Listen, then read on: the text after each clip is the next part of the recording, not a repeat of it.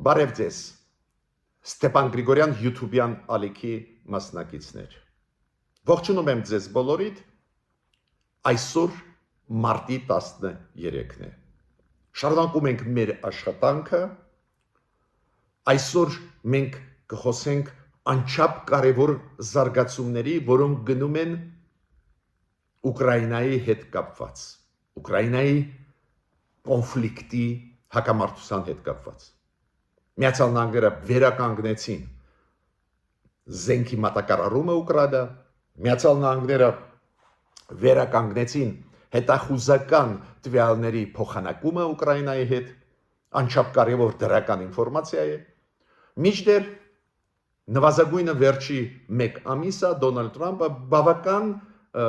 անցկացնում էր քաղաքականություն բարենպաստ հենց Ռուսաստանի համար։ Հիշում եք Դոնալդ Թրամփի հայտարարությունները, որ Պուտինը ուզում է խաղաղություն, որ Զելենսկին չի ուզում խաղաղություն, որ Զելենսկին լեգիտիմ չի, պետք է Ուկրաինան լինեն ընտրություններ եւ այլ։ Այդ բանավեճը Զելենսկի, Թրամփ, Վաշինգտոնում, բայց անսպասելի շրջադարձ դրական ինչի հետ է դա կապված։ Անչափ կարևոր է դա հասկանալ, դա շատ օգտակար է նաև մեր դիվանագիտության համար, մեր արտաքին քաղաքականության համար, հասկանալ ոնց կարողացավ Ուկրաինան, որը կարծես թե մեկուսացվեց Դոնալդ Թրամփի պատճառով։ Դոնալդ Թրամփը ավելին սկսեց մեկուսացումից դուրս բերել Ռուսաստանը։ Այդ ինչ եղավ, որ նորից Ամերիկան սկսեց աջակցել Ուկրաինային, համատեղ հայտարարություն արվեց, պայմանագիր կնքվեց Սաուդյան Արաբիայում 2 օր առաջ։ Անչափ կարևոր է դա հասկանալ, որ գործոնները օգնեցին Ուկրաինային, որ մենք էլ սովորենք պաշտպանել մեր շահերը։ Այսօր նաև մենք ձեզ հետ կխոսենք Նիկոլ Փաշինյանի հարցազրույցի մասին կամ պրես-կոնֆերանսի մասին, որը ինքը անցկացրեց թուրք լրագրողների համար, ում հրավիրեցին Երևան։ Նաև Արարատ Միրզոյանի կարևոր հայտարարությունը իր կոլեգայի հետ, արտգործնախարարի Հոլանդիայի, Նիդերլանդների այդ պրես-կոնֆերանսում Արարատ Միրզոյանը նաև խոսեց նրա մասին, որ հիմա մոտ ժամանակներս պետք է հայերը ու ադրբեջանցիք հանդիպեն խաղաղության պայմանագրի այն 2 կետի, որի շուրջ չկա համաձայնության բերելու, ինչ որ process կարևոր գնում է։ Նաև այսօր կխոսանք մի շարք շատ կարևոր, շատ դրական զարգացումների մեզ համար, որը գնում է աշխարհում, նաև այդ թվում քրիստոնյայի համայնքների մեջ Միացյալ Նահանգներում, նաև այդ թվում Եվրոպարլամենտի եւ Եվրոխորհրդի մեջ։ Ուրեմն ունենք հետագարկիր աշխատանք այսօր, հետագարկիր ինֆորմացիա անչափ կարևոր բոլորիս համար։ Ուրեմն Ուկրաինայի հաջող բանակցությունները Սաուդյան Արաբիայում Միացյալ Նահանգների հետ կապված են մի քանի գործոնների հետ։ Ակնհայտ էր, որ Թրամփը Պուտինին հարգում է, Թրամփը Պուտինին սկսեց դուրս բերել իզոլյացիայից, շատ բաներ, որ Պուտինը բարձրացնում են Ուկրաինայի հարցում, Թրամփը վերցրեց ու ուղղեց Ուկրաինայի դեմ, օրինակ, որ Ուկրաինայում իշխանությունները լեգիտիմ չեն, անհեթեթ բաներ էին, բայց Թրամփը անում էր դա։ Ու հիմա փոխվեց։ Փոփոխությունը կապված են մի շարք գործոնների։ Օրինակ, դու գիտեք, որ երբ Թրամփը ասեց, որ պետք է նոր ընտրություններ անցկացվեն Ուկրաինայում, հետո Ռուբիոն կրկնեց իր թիմի անդամները, Վենսը փոխնախագահ Միացյալ Նահանգների, երբ որ իրանք այս հարցերը բարձրացրեցին, նույն պահին Թրամփի թիմի անդամները կապնվեցին Պորոշենկոյի հետ, նախկին նախագահ Ուկրաինայի Յուլիա Տիմոշենկոյի հետ, նախկին վարչապետ Ուկրաինայի, այլ ընդդիմադիր, վառ ընդդիմադիր դեմքերի հետ։ Կոպիտ ասած, իրանց միջոցով պահանջ բարձրացնենք ներսից, որ Ուկրաինան ընտրություն լինի ու փոխեն Զելենսկուն, քանի որ այդպես ուզում է Պուտինը։ Ու գիտեք ինչ արձագանք տվեցին ընդդիմադիրները Ուկրաինայի։ իրանք շատ կոշտ ձևով տեղը դրեցին ամերիկացիներին։ Իրանք ասեցին, պատերազմ է գնում, պատերազմը ավարտվի, այո, իրանց սահմանադրության համաձայն պատերազմի ավարտից հետո պետք է անցկացվեն 180 օրվա ընթացքում նախագահական նոր արտահերթ ընտրություններ։ Բայց հիմա չփորձեք ապակայունացնել ներսից Ուկրաինա։ Դες անդիմությունը ցույց տվեց, որ ինքը պետականամետ է։ Ի տարբերություն մեր անդիմության, որը իրականացնում է պրոռուսական անդիմությունը, իրականացնում է Ռուսաստանի ուզածը Հայաստանի ներսում։ Ուկրաինայի անդիմությունը հրաժարվեց օտար երկրների պլանները իրականացնել իրանց երկրի ներսում։ Իրանք սատար կանգնեցին Զելենսկուն ոչ այդ պատճառով, որ Զելենսկու հետ համաձայն են իր քաղաքականությանը, այլ այն պատճառով, որ իրանք պետականամետ են։ Այդ կարևորագույն գործոններ, որ ուզած Տրամպը սկսեց աշխատել Զելենսկու հետ։ Բայց դա միակը չի։ Գլխավոր գործոնն է առաջի հերթին Եվրոմիության, Մեծ Բրիտանիայի այդ եվրոպական երկրների սոլիդարությունը։ Երբ որ իրանք սկսեցին իօգուտ Ուկրաինայի անել որոշումներ, հայտարարություններ, որոնք պսակվեցին անչափ կարևոր 3 չարաչորվա հանդիպումով Էմանուել Մակրոնի 35 երկրների շտաբի պետերի ղեկավարների։ Դες 35 երկիր իրանց բանակի շտաբի պետերը հանդիպեցին Մակրոնի հետ ու սկսեցին ձևավորել նոր անվտանգային համակարգը Եվրոպայի գումարած Ավստրալիա, Նոր Զելանդիա, Հարավային Կորեա, Ճապոնիա, Կանադա, Մեծ Բրիտանիա այդ բոլոր շտաբի պետերը այդ երկրների գումարած գլխավոր դերակատարների Եվրոպայի պետությունների իրանք հավաքվեցին Մակրոնի շուրջ ու հիմա քննարկում են կստեղծեն բանակ Եվրոմիությանը, թե ոնց, ինչ կլինի, ոնց կպաշտպանեն ու այնտեղ Միսու Արուն է հիմա այդ գաղափարներին տալիս է Էմանուել Մակրոնը։ Պարզը Տրամպը դա հասկանում է, դա շատ լուրջ է։ Քանի որ Տրամպը դու գիտեք, ինքը ասում է ես չեմ պաշտպանի Եվրոմիությունը, Եվրոմիություն դու ինքդ քեզ պաշտպանի։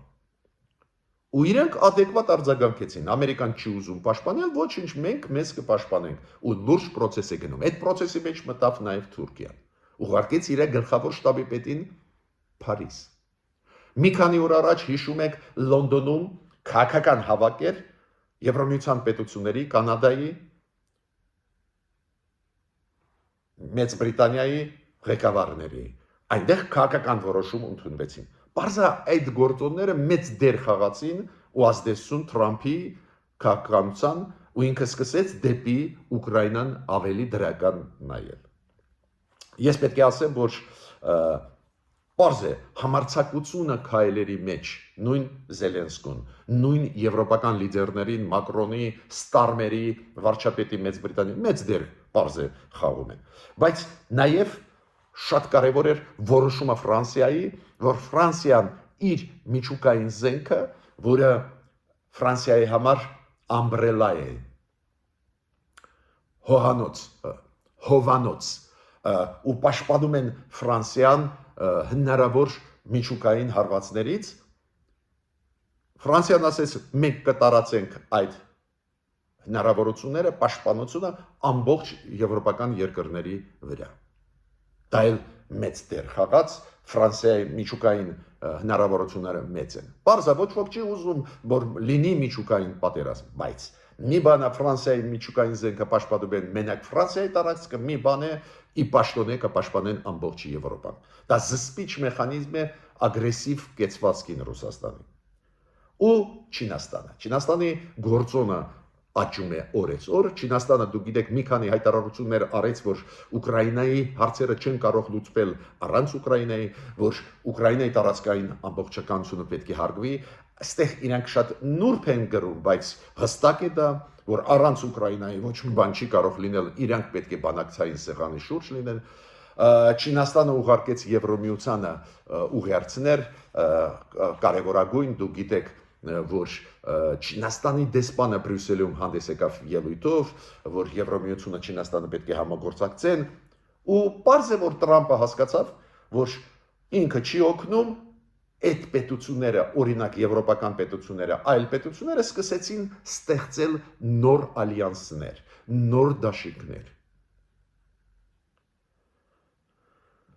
Ու բարիբախտաբար կան լիդերներ Եվրոպայում, իդեմս Էմանուել Մակրոնի, իդեմս Ստարմերի, վարչապետի Մեծ Բրիտանիայի, որոնք այդ պատասխանատվությունը իրենց վրա վերցնում են։ Նաև Զելենսկի ցույց տվեց, որ ինքը պայքարող մարդ է իր երկրի շահերի համար։ Ես պետք է ասեմ նաև եվրոպական տարբեր երկրների եւ Եվրոմիության ինստիտուտները արձագանքեցին այս դրական տենդենսների, որ լեզու գտան ամերիկացի ուկրաինացիների հետ Սաուդյան Արաբիայում, Կայա Կալասը արտգործնախարարը Եվրոմիության ասեց, այ հիմա հերթը Ռուսաստանին, այ հիմա Ռուսաստանը պետք է ասի ինչ համաձայն է թե ոչ զինադադարի։ Դուք գիտեք, Ուկրաինան համաձայնվում էր զինադադարի օդում եւ ջրում, ծովերում եւ օդում։ Ցամաքում ոչ, քանի որ Ուկրաինան համարում է, որ ցամաքից իր տարածքից Ռուսաստանը պետք է դուրս գա, այդպես պետք է կանգնվի զինադադար։ Բայց Տրամպը կարողացավ համոզել Զելենսկուն, որ Զելենսկին համաձայնվի ամբողջ զինադադարը հաստատվի, նաև ցամաքում։ Հիմա Կայա Կալասը ասում է, Ուկրաինան համաձայն է, հիմա նայենք Ռուսաստանը համաձայն է թե ոչ։ Իդեպ ասեմ ձեզ, Դոնալդ Տրամպը ասեց, որ ուղարկեց իր բանագնացներին Մոսկվա։ Սկզբից Մոսկվան ասում էր, չէ, մենք չգիտենք, բայց այսօր Մարիա Զախարովան հայտարարեց, որ իրոք նախատեսվում են Մոսկվայում բանակցություններ Տրամպի ներկայացուցիչների եւ Ռուսաստանի միջեւ։ Տրամպը չի տալիս հիմա ժամանակ, ինքը ուրախացավ, որ Ուկրաինան համաձայն է։ Հիմա եթե Ռուսաստանը համաձայն է, զինադադարը 30 օրվա կկանգնվի ու հետո ինչ որ բարդ process-ներ, բայց կսկսվի ինչ որ process։ Շոլցը Դուք գիտեք, դեր ինքը Գերմանիայի կանցլերն է, վարչապետն է, հայտարարեց, որ այո, հիմա Ռուսաստանը պետք է պատասխան տա։ Գիտեք, Չինաստանի պաշտոնական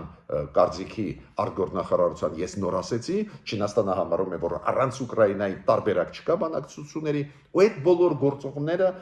գործոնները աշխատեցին ի օգուտ Ուկրաինայի։ Իսկ Ուկրաինան կարողացավ ձեռք բերել գործընկերներ վստահելի, որ նույնիսկ երբ որ Միացյալ Նահանգները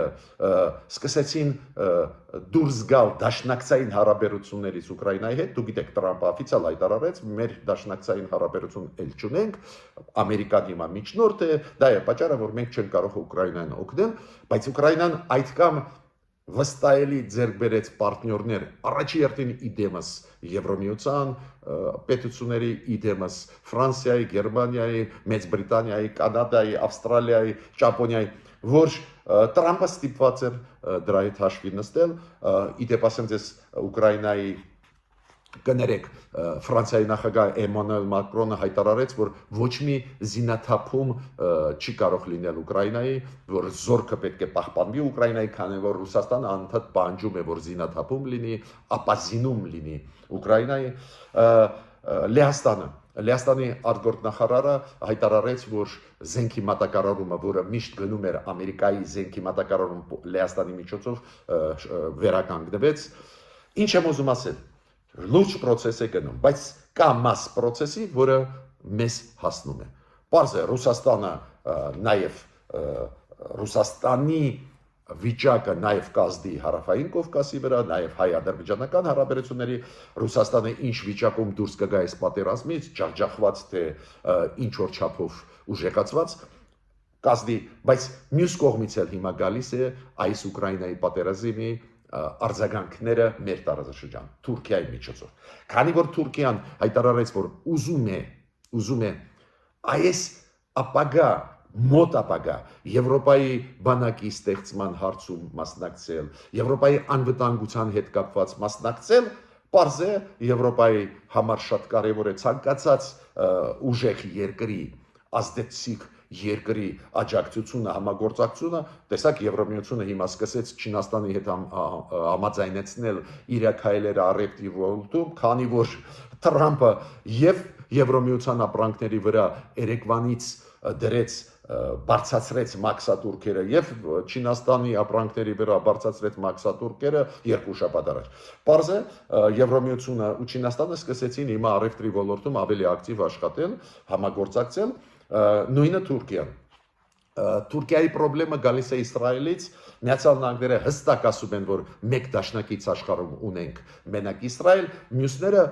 գործընկեր են, դաշնակիցներ չենք, մենք չենք պաշտպանի Եվրոպան, եթե Ռուսաստանը հարձակվի, բայց Թուրքիան ունի լրջագույն խնդիրներ Սիրիայում եւ Գազայում, անհամաձայնություններ լրջագույնս Իսրայելի հետ։ Վերջի ժամանակվա զարգացումները Սիրիայում ուղղակիորեն փոխադարձ սպառնալիքներով ավարտվեցին Իսրայել, Թուրքիա։ Թուրքիա հասկանում է, որ մենակ կմնա, դա է պատճառը, որ գնում է դեպի Եվրոպա։ Բայց դա առնչվում է նաև մեզ։ Իդեպ ասեմ ձեզ, Լեհաստանի վարչապետը Դոնալդ Տուսկը գտնվում է հիմա Անկարայում, բանակցություններ են վարում այս Անկարայի նախաձեռնությունների հետ կապված, որ Անկարան ուզում է միանալ Եվրոմիության հետ անվտանգությանը։ Եվ ստեղ ինչն է կարևոր։ Ստեղ կարևոր է, որ եվրոպացիք հասկանում են, որ Թուրքիայի միջոցով կարող են նաև ել ավելի ակտիվ աջակցել Հարավային Կովկասին, խաղաղություն հաստատել ու նույն Նիդերլանդների արտգործնախարարը, որը երեք գտնվել է Հայաստանում, ողջունում եմ իր այցելությունը Հայաստան, ցանկացած դեմոկրատական երկրի այցելությունը Հայաստան, համագործակցությունը Հայաստանի հետ։ Ու դուք գիտեք, Արարատ Միրզոյանի հետ իրանք ռազմավարության մակարդակի փաստաթուղթ ստորագրեցին, միայն նշանակ ես ողջունում եմ, բայց տեսակ արտգործնախարարը Նիդերլանդների գնաց Անկարա, Անկարայից եկավ Հայաստան։ Բայց այդ համագործակցությունը Թուրքիայի հետ, Եվրոպայի անվտանգության հետ կապված, նաև բերում է մի շատ կարևոր ուղղություն համագործակցության նաև Հայաստանի համար Թուրքիայի միջոցով։ Այո, ես գիտեմ, որ Հայաստանում հաճախ դրան զգուշավոր են, մտահոգություններ կան, ակնհայտ է։ Եթե դուք մտածում եք, որ Եվրոմիությունը մտածում է, որ Թուրքիան դարձավ դեմոկրատական երկիր, չար սխալվում եք, Եվրոմիությունը ամեն ինչ էլ գիտի, բայց Թրամփի փոփոխությունը արտաքին քաղաքականության, Թրամփի ակնհայտ ցույց տալը, որ Եվրոմիությունը դաշնակից չի Միացյալ Նահանգների, գործընկեր է եւ վերջ։ Ու Թրամփը, որ ասում է, ես չեմ աջակցի ձեզ, դուք ձեր մասին ինքներդ մտածեք, դա բերում է նրան, որ վերադասավորումներ են գնում։ Ու Թուրքիան արձագանքեց հիմա Եվրոմիության հետ ակտիվ աշխատումը։ Եվրոմիությունն էլ ուզում է օգտագործել դա խաղաղություն հաստատելու մեր տարածաշրջանում։ Ու Նիդերլանդերի արտգործնախարարը Անկարայում էր, հիմա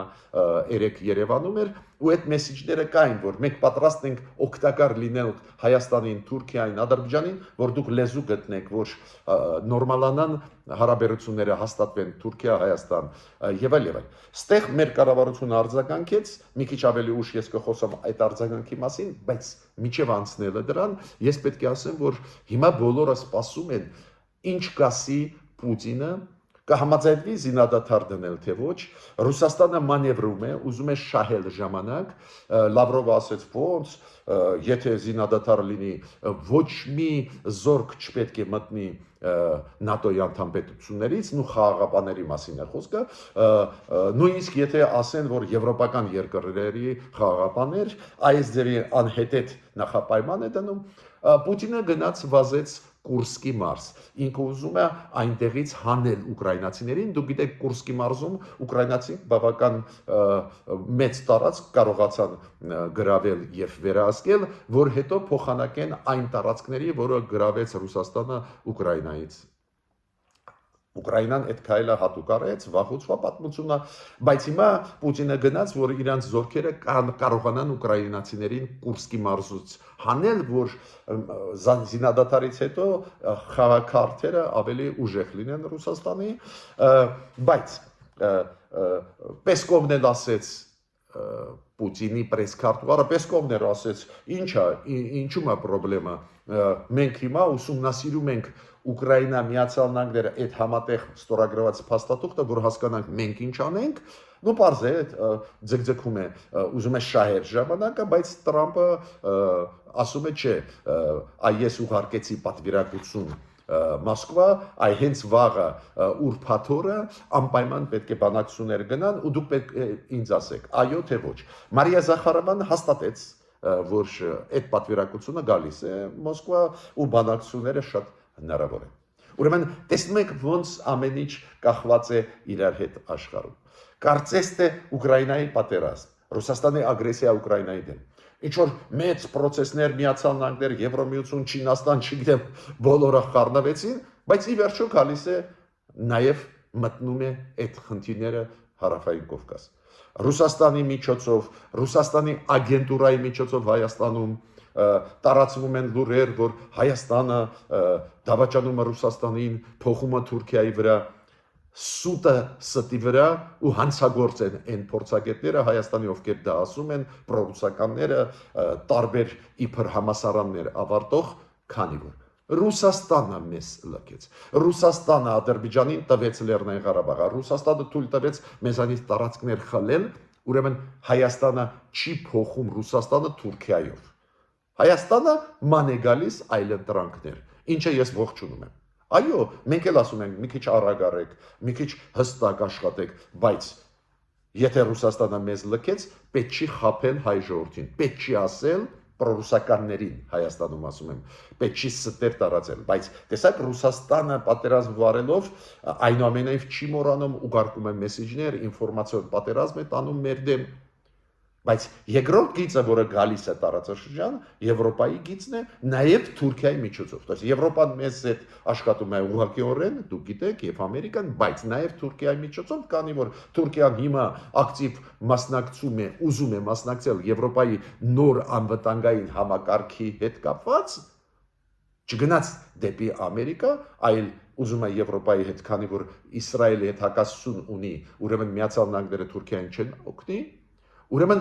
այս գծով էլ գնում են նախաձեռնություններ։ Ու միջև անցնելը այս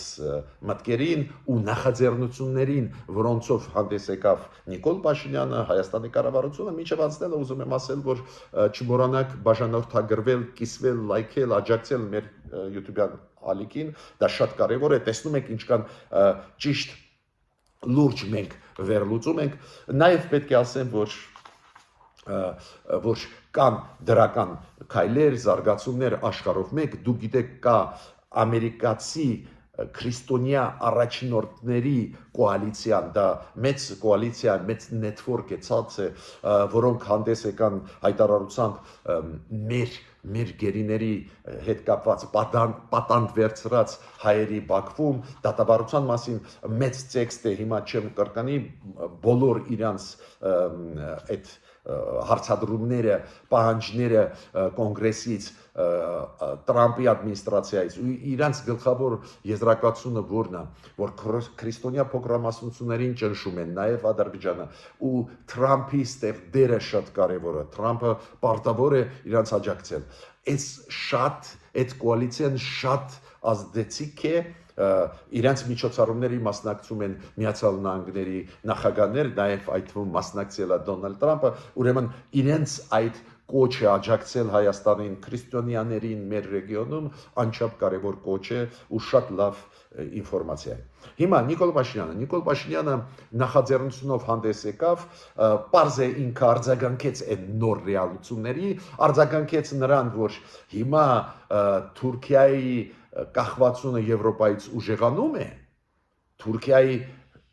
շահերը էլ ավելի հիմա Եվրոպայի հետ բռնում է, մենք փայլուն հարաբերություններ ունենք Եվրոպայի հետ ու փաստորեն Նիկոլ Փաշինյանը ուզում է դա օգտագործել, որ Թուրքիան հակված լինի մեզ հետ նորմալացնել հարաբերությունները, բացել սահման ու մերոնք արձագանքեցին։ Նիկոլ Փաշինյանը հրավիրեց, դուք գիտեք, լրագրողներին Թուրքիայի, անցկացրեց իրենց հետ պրես կոնֆերանս, այդ պրես կոնֆերանսից մեծ ոչ մի բան չեն տալիս, ես հասկանում եմ դեռ լրագրողները ստեղ են, երեք իրանք գնացին Մարգարա այդ անցակետ, մերոնք ցույց տվեցին այդ անցակետը, որ այնտեղ ամեն ինչ տեխնիկապես պատրաստ է, հիմա այդ անցակետը վերահսկում են հայ սահմանապահները, ուրեմն Թուրքիան ստեղ խնդիր չունի, կառանջվի ոչ թե ռուս սահմանապահների, այլ հայ սահմանապահների, մերոնք ինչու համար է դա, ես հասկանում եմ, մեր կառավարությունը ուզում է մեսեջ ուղարկի Թուրքիային, որ մենք պատրաստ ենք առանց նախապայմանների նորմալացնել դեր ձեզ այդ հարաբերությունները, հրավիրեցին թուրք լրագրողներին, որ Նիկոլ Փաշինյանը իրենց միջոցով Թուրքիայի հասարակությանը ու կառավարությանը ուղարկի մեսիջներ, որ մենք պատրաստ ենք ձեզ հետ խոսել, պատրաստ ենք համագործակցել, Հայաստանը չունի նախապայմաններ, այդ հստակ դիրքորոշումը դա է, ես դա համարում եմ դրական։ Համոզված եմ, որ կան տարբեր կարծիքներ, նաև կան մարդիկ, որ չեն հավատում, որ Թուրքիան բացի սահմանները, ես էլ կասկածներ ունեմ, բայց այդ ճիշտ արձագանք է նոր ռեալությունների։ Եվրոպացիք էլ ասում են, հայեր, մենք հասկանում ենք խնդիրները, բայց մենք էլ կհորդորենք Ադրբեջանին եւ Թուրքիան, մենք էլ իրանց կճշենք, որ իրանք ձեզ հետ ստորագրեն Ադրբեջանը խաղաղության պայմանագիր, Թուրքիան էլ բացի սահմանը։ Ու քանի որ մեր կառավարությունը դուք գիտեք բազմավեկտոր քաղաքականություն է վարում, նաև տարածաշրջանում ուզում է, որ ճանապարհներ բացվեն, Պարզե արձագանքեցին Նիկոլ Փաշինյանը հրավիրեց թուրք լրագրողներին։ Դա արձագանք է նոր ռեալությունների, որ Թուրքիան մտնում է խաղի մեջ որպես եվրոպական խաղացող, այլ ոչ թե որպես, ասենք, Ամերիկայի դաշնակից։ Անչափ կարևոր դա։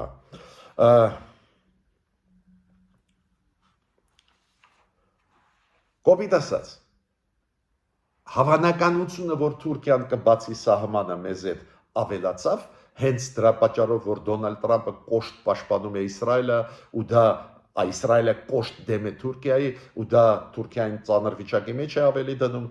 մյուս կողմից Եվրոմիությունը Թուրքիան շահագրգռված են հիմա ավելի քիչ աշխատել, ուրեմն Եվրոմիությունը դառնում է գլխավոր ուժը, որը հորդորում է Թուրքիային բացել սահմանը, ու մերոնք արագ արձագանքեցին։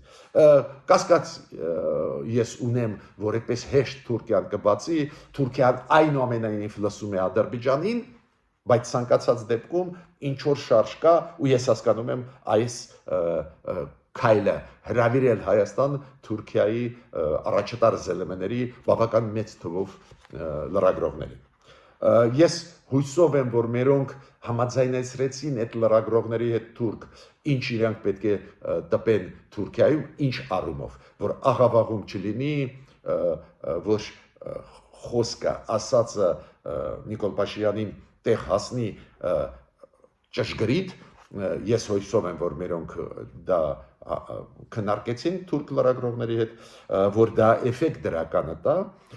բայց բացի դրանից ես ստեղ պետք է ասեմ, որ արձագանք տվեց նաև արտգործնախարար Արարատ Միրզոյանը, բայց որ կոնտեքստով հայ-ադրբեջանական հարաբերությունները, երբ որ իրենք անցկացնում էին արտգործնախարարի հետ Նիդերլանդների արտգործնախարարի հետ երեք պրես-կոնֆերանսում լրագրողները հարցեր են տալիս, հիշում եք, որ Արարատ Միրզոյանը ասեց նրա մասին, որ պետությունները ստորագրեցին շատ կարևոր փաստաթուղթ, ստրատեգիկ նշանակություն ունեցող փաստաթուղթ, այո, Կասպար Վելտկամպը արտգործնախարարը Նիդերլանդների նաև մեծ տեղ տվեց այդ պայմանագրի, որը ստորագրեց Հայաստանի հետ, բայց ինքը ասեց, դա ուղղված չի երրորդ պետությունների դեմ, դա չի պարունակում ռազմատեխնիկական համագործակցություն, ուղիղ հակառակը դա ուղղված է նաև նրան, որ Հայաստանը, Ադրբեջանը եւ Թուրքիայի հետ հաստատի իր հարաբերությունները, բայց նաև հարցերի մեջ կային հարցեր կապված հայ-ադրբեջանական հարաբերությունների ու այդ պրես-կոնֆերանսում Արարատ Միրզոյանը ասեց, որ պլանավորվում է նոր շատ շտապ հանդիպում Ադրբեջանի եւ Հայաստանի ներկայացուցիչների հետ, ինքը չասեց, որ մակարդակով, ասենք, փոխարտգործնախարարների մակարդակով, արտգործնախարարների, ինքը չասեց, բայց նախատեսվում է հանդիպել, որ այն երկու հարցերը խաղաղության պայմանագրում, որոնք չեն համաձայնեցվել, հիշում եք, մի կետ կա երրորդ պետությունների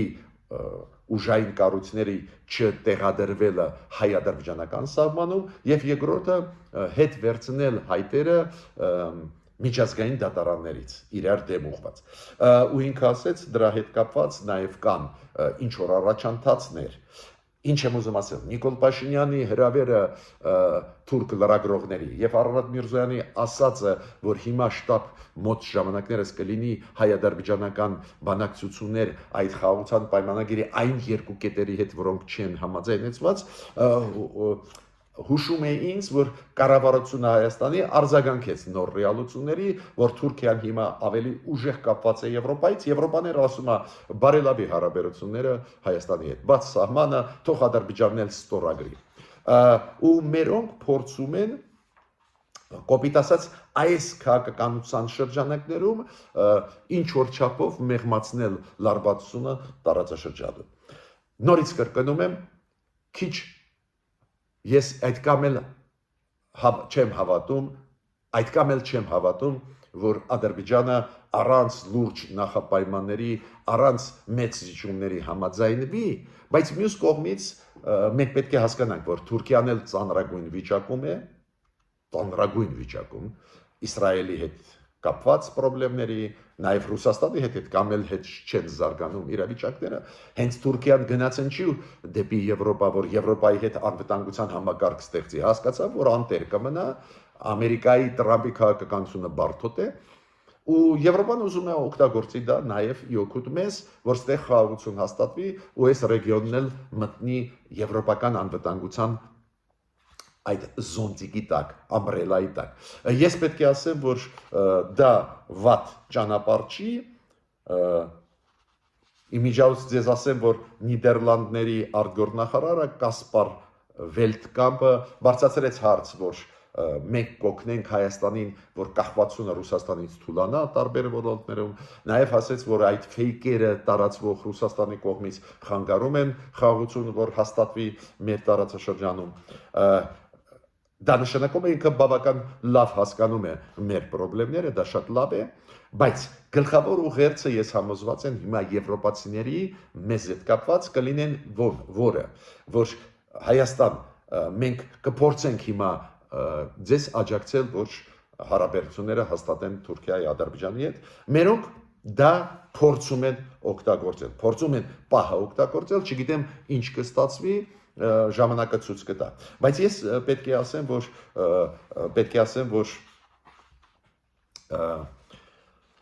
նաև հիմա Անկարայում գտնվում է Մագդանելա Գրոնոն, ով է Մագդանելա Գրոնոն, այն բանագնացն է Եվրոմիության, որը զբաղվում է Հարավային Կովկասի հարցերով, հայ-ադրբեջանական չլուծված հարցերով եւ Վրաստանում եղած խնդիրներով, կոնֆլիկտներով։ Ու ինքը հիմա գտնվում է Անկարայում։ Ինքն էլ հիմա գնաց հորդորելու, համոզելու Թուրքիային, որ բարելավեն հարաբերությունները Հայաստանի հետ, կոմունիկացիաները բացվեն, սահմանը բացվի եւ այլն։ Այս գիծը, որի մասին ես ասացի, շատ հստակ է, Եվրոպան ուզում է մեզ աջակցել, դա շատ լավ է։ Պարզը մենք մեր քայլերում պետք է նայենք ուր է այդ ամեն ինչ գնում, նաև լուրջ զիջումների չգնանք, ստանանք արդյունք մինիմալ կորուստներով, բայց նայենք, ես ավարտեցի իմ ելույթը, տեսնում եք ինչքան արագ զարգանում են process-ներ, նաև այն Թրամփի մեծ քաղաքականությունը կամաց տարբեր մեխանիզմներով Ռուսաստանի միջոցով, Թուրքիայի միջոցով հասնում է Հարավային Կովկաս, ու մենք պետք է փորձենք լինել ճկուն, արձագանքենք ավելի adekvat այս նոր իրողություններին։ Միջ նոր հանդիպումներ։